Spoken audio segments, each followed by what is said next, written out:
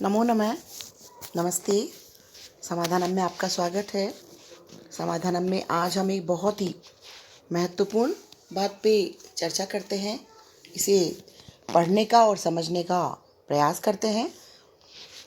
धातु रूप क्या होते हैं, इनका प्रयोग कहाँ और कैसे करते हैं, या संस्कृत में अनुवाद करना, वाक्य निर्माण करना अथवा अशुद्धि संशोधन, ये हम कैसे करें, कौन सा वचन लगेगा इसमें, लकार क्या होती है, ये सारी बातें बच्चों आपके दिमाग में चलती है, क्योंकि संस्कृत में ये सब कुछ एक हिंदी से अलग होता है। तो ये छोटी छोटी बातें हैं, ये आज मैं आपको बिल्कुल साफ और स्पष्ट रूप से समझाऊंगी। आपको यदि अच्छा लगे तो आप इसे लाइक, शेयर और सब्सक्राइब ज़रूर करें। तो आइए हम पढ़ते हैं संस्कृत में अनुवाद, वाक्य निर्माण, अशुद्धि संशोधन किस तरह से करें। सबसे पहले हम देखते हैं कि कर्ता क्या होता है। जो क्रिया को करने में स्वतंत्र होता है वो कर्ता कहलाता है। उक्त कर्ता में प्रथमा विभक्ति आती है। जैसे राम है, रामो रामा प्रथमा विभक्ति के रूप है, तो राम है, ये प्रथमा विभक्ति इसमें आती है। आगे हम देखते हैं पुरुष। प्रथम पुरुष, मध्यम पुरुष और उत्तम पुरुष 3 तरह के होते हैं।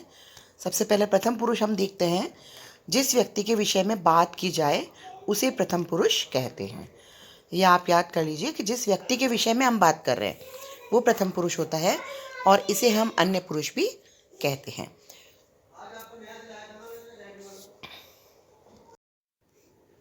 ऐसे ही किसी व्यक्ति का नाम भी प्रथम पुरुष में ही आता है।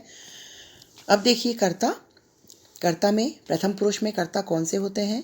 प्रथम पुरुष में बच्चों पुल्लिंग, स्त्रीलिंग और नपुंसकलिंग तीनों रूप में कर्ता होते हैं। इसमें स, तौ, ते, सा, ते, ता, और नपुंसकलिंग में तत्, ते, तानी।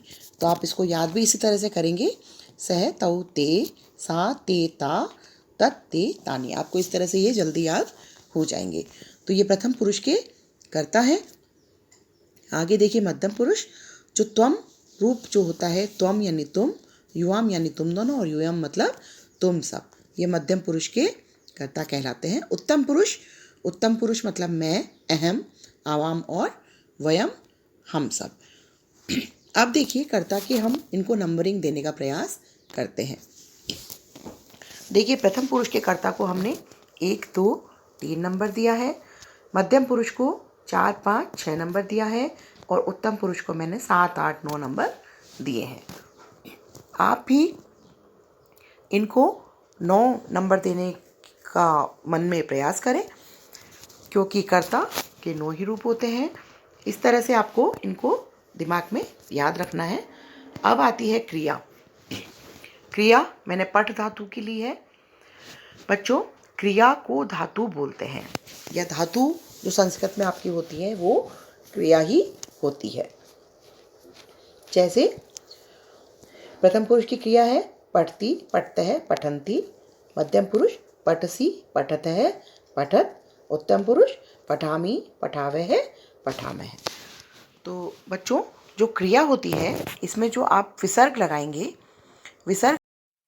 विसर्ग हमेशा एल शेप में ही लगेगा। आप देखिए ये एक लगाया है और ये दूसरा है, तो ये एल शेप में ही आपका पूरा विसर्ग आएगा। यदि आप कभी भूल जाएं तो भी ध्यान रखिए कि इसको सिर्फ विसर्ग को आपको एल शेप में ही लगाना है, इसके अलावा नहीं लगाना है।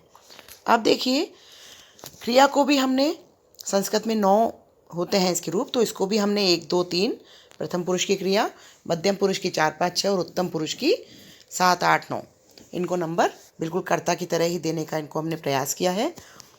पठती यानी पढ़ता है, पठतः पढ़ते हैं, पठन्ति पढ़ते हैं, पठसी पढ़ते हो, पठतः पढ़ते हो, पठत पढ़ते हो, पठामी पढ़ता हूँ, पठावः पढ़ते हैं, और पठामः पढ़ते हैं। इस तरह से ये हमें क्रिया का जो शब्द हैं उनके हिंदी अनुवाद है। अब देखिए 1 नंबर के साथ हमें हमेशा 1 नंबर पे जो क्रिया है वही प्रयोग होगी। स, पठती, सा, पठती। 1 के साथ हमें 1 को ही हमेशा प्रयोग होगा।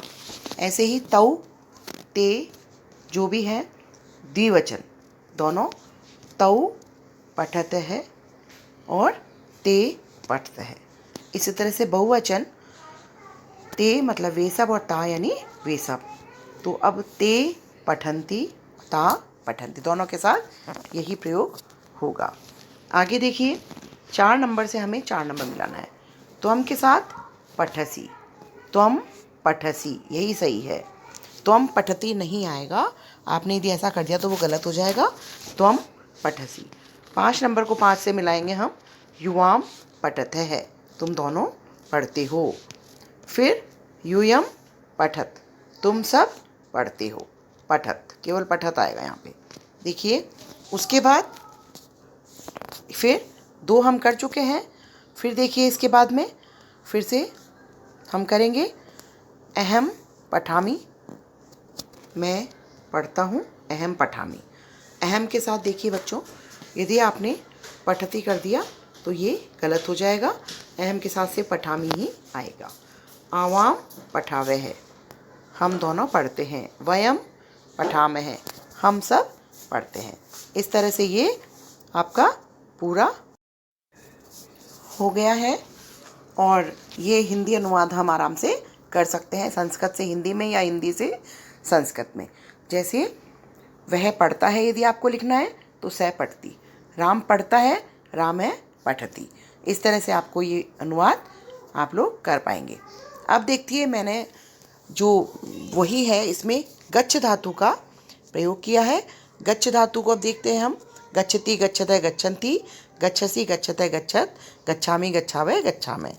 बच्चों इसमें सिर्फ आपको धातु शब्द याद करने हैं। रूप आप एक बार याद कर लेंगे, आपको उसी अनुसार आप बना पाएंगे। पठ धातु की तरह ही आपने गच्छ धातु के रूप भी बना लिए हैं। और कर्ता और क्रिया का प्रयोग इसमें भी उसी तरह से होगा। स गच्छति, तौ गच्छते और ते गच्छन्ति, त्वम गच्छसि। आपको शायद समझ आ रहा होगा जो मैं समझाना चाह रही हूँ। 1 के साथ 1 मिलाएंगे, 2 के साथ 2 मिलाएंगे, 3 के साथ 3। त्वम गच्छसि, युवाम गच्छते और यूयम गच्छत। ऐसे ही अहम गच्छामि, आवाम गच्छावे और वयम गच्छामि। तो आपको सिर्फ नंबरिंग ध्यान रखनी है और नंबरिंग याद रखते ही आप कर्ता और पहले ऊपर कर्ता रखें, फिर आप क्रिया रखें और इस तरह से आप उनको सही रूप से अनुवाद कर पाएंगे। तो बच्चों ये अशुद्धि संशोधन हो, चाहे वाक्य निर्माण हो या पेपर में अलग अलग जगह पे आपके ये इस तरह से प्रश्न पूछे जाते हैं कि आप इसका संशोधन कीजिए। तो मान लीजिए कि स और गच्छसी लिख दिया तो वो गलत होगा, आप उसको सही करके स गच्छति लिख देंगे। इस तरह से तो आप अच्छे नंबर इसमें ले सकते हैं। अभी आपको अच्छा लगा है तो आप इसे लाइक शेयर एवं सब्सक्राइब ज़रूर करें। शेयर ज़्यादा से ज़्यादा करें ताकि आपके सभी दोस्त इसका लाभ उठा सकें। तो आपको संस्कृत में अनुवाद, वाक्य निर्माण और अशुद्धि संशोधन पूरी तरह से समझ आ गया होगा। अब इसमें आपको धातु रूप भी समझ आए होंगे और वचन कौन सा किसके साथ लगता है ये भी समझ में आ गया होगा। तो बच्चों धन्यवाद। आपका दिन मंगलमय हो, आप परीक्षा में अच्छे अंक प्राप्त करें। धन्यवाद।